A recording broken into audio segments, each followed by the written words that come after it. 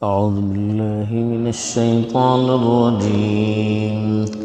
بسم الله الرحمن الرحيم. إنما جزاء الذين يحاربون الله ورسوله ويسعون في الأرض فسادا أن يقتلوا أو يصلبوا أو تقطع أيديهم وأرجلهم من خلاف أو ينفوا من الأرض ذلك لهم خزي في الدنيا ولهم في الآخرة عذاب عظيم. إلا الذين تابوا من قبل أن تقدروا عليهم فاعلموا أن الله غفور رحيم. الحمد لله رب العالمين والعاقبة للمتقين والصلاة والسلام على سيد الأنبياء والمرسلين خاتم النبيين محمد وعلى آلہ وصحبہ اجمعین اما بعد.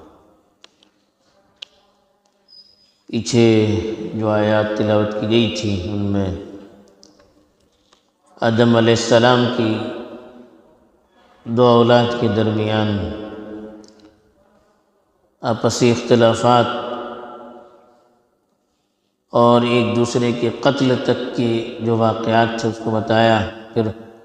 بنی اسرائیل میں اس کی وجہ سے کیا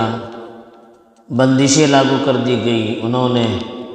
اس کی مخالفت کس طرح کی، اس کو بھی بتانے کے بعد اب اللہ تعالیٰ قرآن مجید کا جو اسلوب ہے اس کے مطابق اسی کے ہم مثل جو مسائل ہیں، مشابہ جو مسائل ہیں ان کو بھی بیان کرتے ہیں. تو یہاں بھی اسی طرح سے اس کے مشابہ بغاوت کا اور امن و امان میں خلل ڈالنے کا کیا حکم ہے اس کو بتایا ہے. یہ بات یاد رکھنی چاہیے کہ کسی بھی ملک میں بغاوت کا جرم سب سے بڑا جرم سمجھا جاتا ہے، اور ملک کے امن و امان کو جو لوگ پامال کرتے ہیں، اس میں خلل پیدا کرتے ہیں، ان کو بھی بخشا نہیں جاتا ہے. اس لیے کہ جو اس طرح کا کام کرتے ہیں وہ پوری سوسائٹی کو نقصان پہنچاتے ہیں. ان کی وجہ سے جو نقصان پہنچتا ہے پوری سوسائٹی کو پہنچتا ہے، پورے ملک کو پہنچتا ہے. تو اس لیے ایسا جرم جس کے نقصانات پورے معاشرے کو پہنچ سکتے ہیں، ایسے جرم کی سزا سخت ہونی چاہیے، اور یہی ہر ملک اور ہر قانون میں کیا جاتا ہے. چنانچہ اسلام نے بھی بغاوت ہے، امن و امان میں خلل ڈالنا ہے، اس کی سزا بھی بڑی سخت رکھی گئی ہے. اس لیے کہ اسلام بھی امن و امان کو بحال رکھنا چاہتا ہے، آپسی تعلقات کو قائم رکھنا چاہتا ہے. اس لیے جو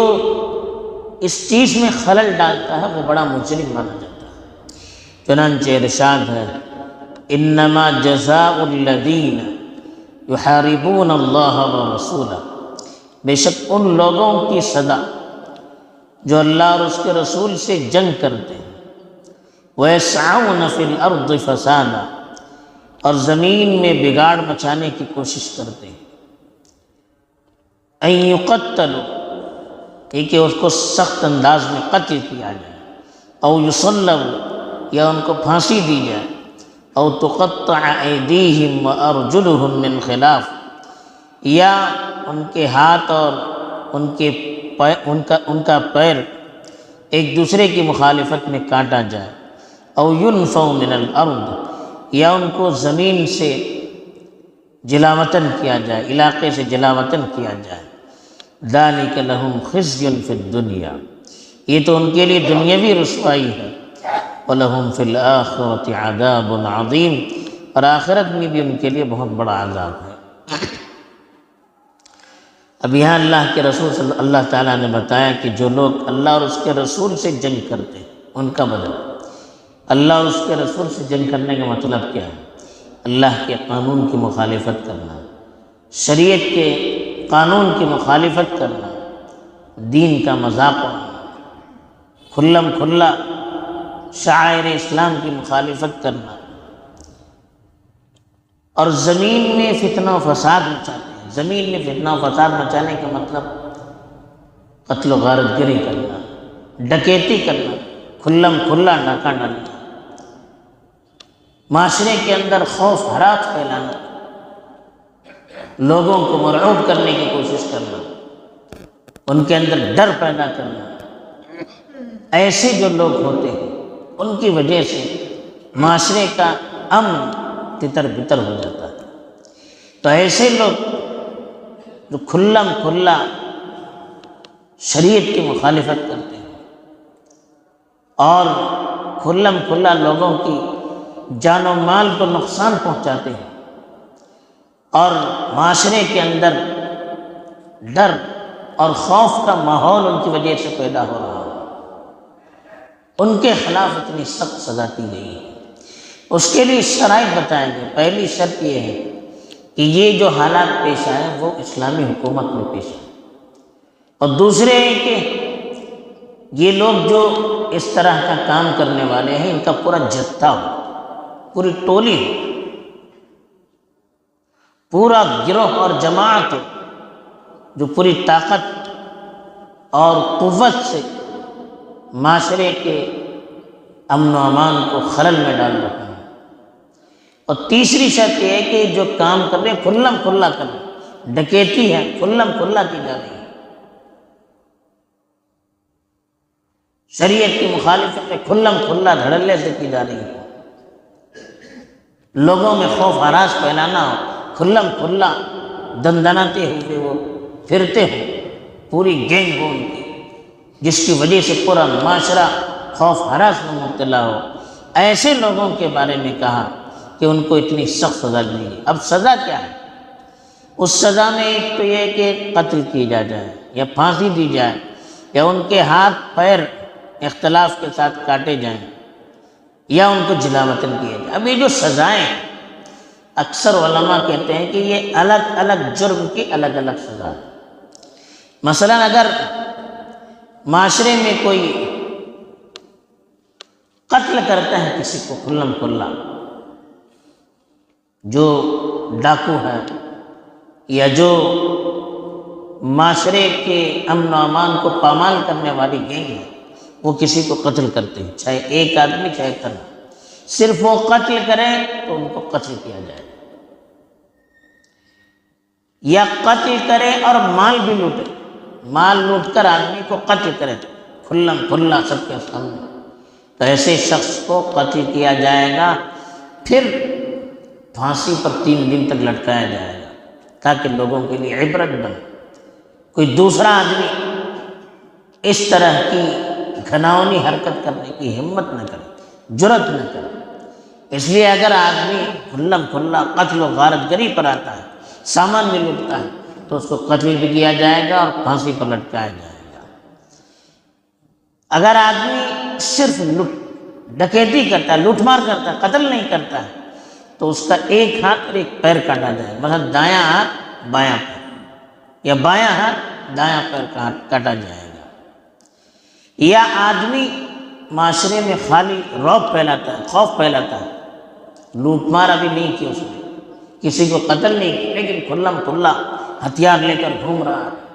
لوگوں کے اندر خوف ہراس کا ماحول پیدا کر رہا ہے، تو اس کو جلا وطن کیا جائے گا، جس علاقے میں وہ رہتا ہے وہاں سے اس کو نکال دیا جائے گا۔ تو یہ سخت ترین سزائیں ان کے لیے مقرر کی گئی، اور یہ جو کھلم کھلا ڈرانے والے ہیں، ڈکیتی کرنے والے ہیں، فتنہ و فساد پھیلانے والے ہیں، کھلم کھلا قانون شریعت کی مخالفت کرنے والے ہیں، ایسے لوگ اگر کسی کو قتل کرتے ہیں تو جو مقتول ہے، جس کو قتل کیا گیا،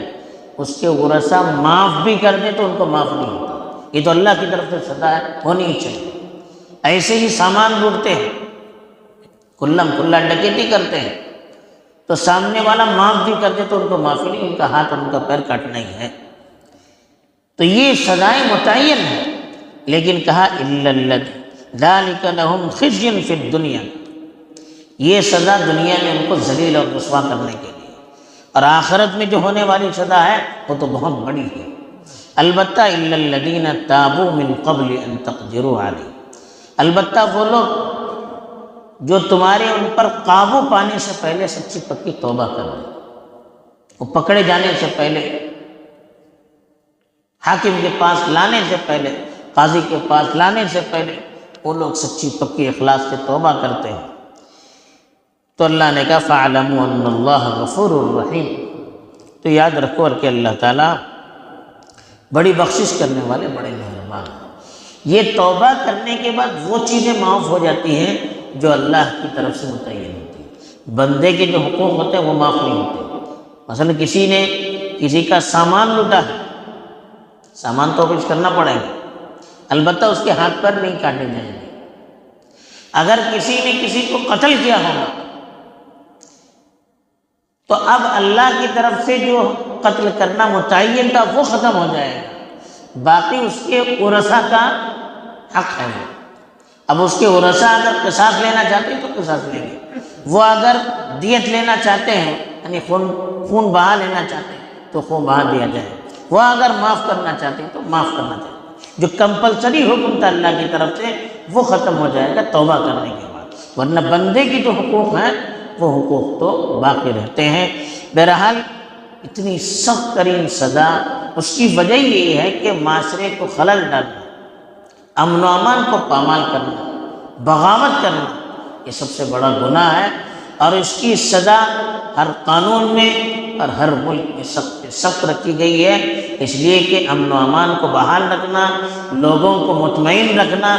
اور عدل و انصاف کو قائم رکھنا، ان کی جان مال کی حفاظت کرنا، یہ حکومت کی ذمہ داری ہے۔ اگر اس میں کوئی خلل کرتا ہے تو ان کو سزا دی جاتی ہے، یہی سزا اسلام نے بھی مقرر کی ہے تاکہ معاشرہ پر امن ہو۔ اللہ تعالیٰ سے یہ سمجھنے کی توفیق دے، آمین۔ وآخر دعوانا الحمدللہ رب العالمین۔